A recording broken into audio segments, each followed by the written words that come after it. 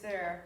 One of the people that I also got a hold of, every now and then I just start Googling different names. I'm kind of like William, I go in spurts on HikaNation, where I get sick of it and then I'm like, let me see if I can find so-and-so.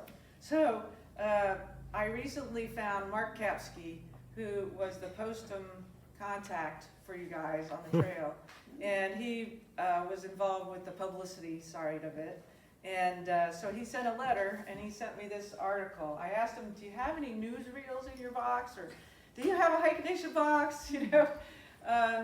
Anyways, he sent this. This is a company newspaper that he was in for HikaNation, so we can add that to William's collection.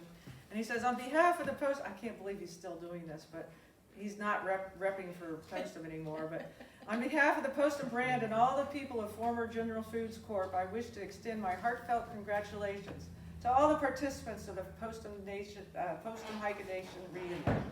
Back in '81, I was newly appointed Associate Product Manager assigned to the Postum brand. The hike was to promote wholesomeness of hiking, its rightful place as a low-energy consumption form of recreation for people of all ages, and draw attention to the need and build and care for hiking trails. Postum brand was a natural tie-in with the wholesome green beverage. We were proud to be a sponsor. I recall sitting in a conference room seeing local video news stories shared by our ad agency with the hikers as they moved from state to state. In May of '81, I was able to meet up with some of the hikers in Harpers Ferry, West Virginia, as they approached the final stretch. I have enclosed copies of the employee newspaper celebrating the event in Washington. I was fortunate enough to represent Postum and congratulate the hikers on their tremendous accomplishment, including the establishment of the American Discovery Trail. Thanks to all the hikers, I got a lifetime memory of a personal photo speaking at the event in front of the nation's capital. My boss thought I was running for office. So, anyways, please post and share this article with your hikers and enjoy your celebration. So, I do try and find some of these organizers on Facebook or on Google and LinkedIn, and every now and then I do strike gold. I did discover Mike McReynolds, and he says, "Well, I've been waiting for somebody to call me for about 40 years." Because I can't believe it, I've moved this box from place to place. So that was a really good find too, and his story is quite interesting. But in any case, as I collect all these things, you know, I'm in discussions with William all the time, and out of this whole effort, Larry and I had talked a couple times about a HikaNation exhibit. I had also submitted Bill Kemsley for a Hall of Fame award at the Appalachian Trail Museum, and luckily, you know, they chose Bill to be one of their Hall of Famers, which is a very prestigious honor. And so we've developed a relationship over the years because of the reunion, the Hall of Fame, things like this. This is your all's HikaNation panel that's hanging in the museum right now. And it went through many drafts and revisions. I draft things, and then, of course, as you know, things get edited and changed and switched around, and then William and I went back and forth with photos and things like that. But this is what the panel ended up looking like. And so the current thought now is to extend that to what Larry says is of more interest to people than just reading, which is artifacts. People like to look and see things. So that's the second phase of this collection that I'm working on now. And I'll be writing some things, and I may be calling some of you for a little more information about some of the items that were donated. But it'll add a nice piece of history, and he has a large warehouse. He's going to keep all that stuff in the warehouse. And then, as any museum does, they switch out sometimes different things and keep things fresh and interesting. As Larry has told me a couple times, there are streakers in the museum, strollers, and then there's the scholars. So everybody likes to tour a museum a different way, and their museum is a fascinating collection of Earl Schaefer's history, Avery and Mackay, Grandma Gatewood Moses, all the important and famous people, you know, in the hiking community. And it's a real honor to be in that museum, and I want to thank Larry and the board and the people in the museum that I've worked with, because we have that special space in the museum. This hike was really more such an unusual hike, and I sometimes think that the organizers were smoking marijuana when they came up with this plan, you know? That it was such a crazy thing, and no requirements for anybody to join, no physical or anything else, doctors or things. It's just, this story really fascinates me, and it needs to be recorded and told, so we're hoping that one of you all maybe do get around to writing a book. And I'm working with Alden Olmstead to see if he'll do a short little video for us, maybe for the next reunion. So I keep plugging away at different aspects and things. Would love it if somebody would take on Wikipedia. It shouldn't be that hard, but that would be good. And with that, I think I'm going to pass around. These are some brochures on the Appalachian Trail Museum. People always ask, where is it located? And it's 45 minutes from Gettysburg. It's in Pennsylvania, in Carlisle, Pennsylvania. And it's a nice place to go because they have the AT trail goes right by the museum. The ice cream half challenge is right there at that location. They have a hostel there. They have hotels and campgrounds. It's in Pine Grove Furnace. And so it's not too hard to get to.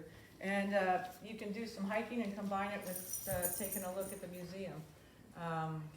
But they are only open in certain hours, and it's all volunteer nonprofit. So anyways, we're very fortunate to be listed in that museum. Also, the California Academy of Sciences Museum, they have that video collection, and they told me that they're international. So those videos in their archives really go international. So HikaNation went international with the California Academy of Science. So let me introduce Larry. He wrote this book. It's a fabulous book about his journey going up the Appalachian Trail. And I really like how he's separated in his chapters the different subjects. So Larry, you want to say something? Yay. Yeah, I'm like William. I won't stop once I get going. I got a webmaster story too. So apparently all webmasters are quirky. So the person who first contacted Paula, Alan Stracklejohn, and by the way, he has now, just in the last few months, published a couple of his journals of his AT through hikes. But anyway, Alan was the first webmaster for the AT Museum. And when we finally got a building in 2010, I was really excited, and I wanted to get our website updated to show that we actually were going to have a building and we were going to open the museum. And I sent Alan a couple emails, and I'm not hearing anything. And weeks go by, I don't hear anything. And then, by the way, Alan then and now lives in Puerto Rico, and at the time I'd never met him.